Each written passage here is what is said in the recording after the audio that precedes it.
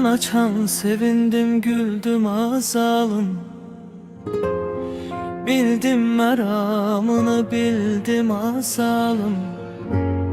Azca inat eler, öldüm azalım. Görürsen eşkime, köleyem köle. Məni unutmağa tələsmə hələ. Əzəldən qan üstə köklənib sazım. Bir nəsib bəndəyəm, çəkilməz nazım. Əgər istəyirsən yaradım yazım, bir də o kəlməni gətirmə dilə. Məni unutmağa tələsmə hələ.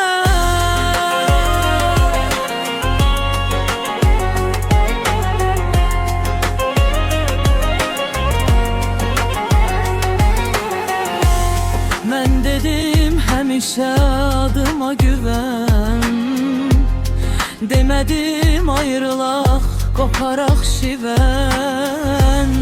Məni yarıtmadın, ay məni sevən. Nə tez arzuları vermisən sələ. Məni unutmağa tələsmə hələ. İnsafı unutma, mürvəti atma.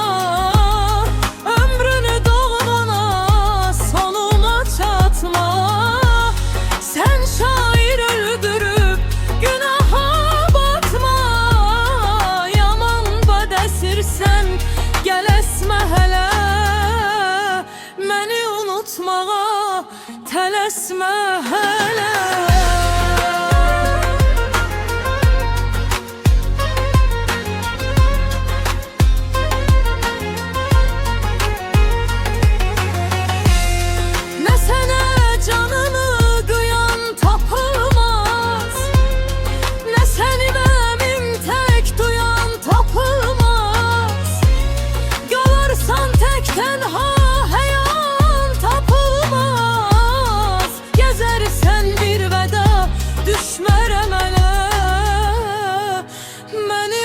Unutmağa tələsmə hələ.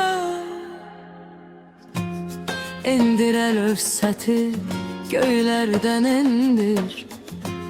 Sağalmaz onsuz da yarasım indir. Son güman yerimdir, bir onu dindir.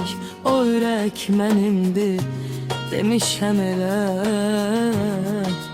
Məni unutmağa tələsmə hələ.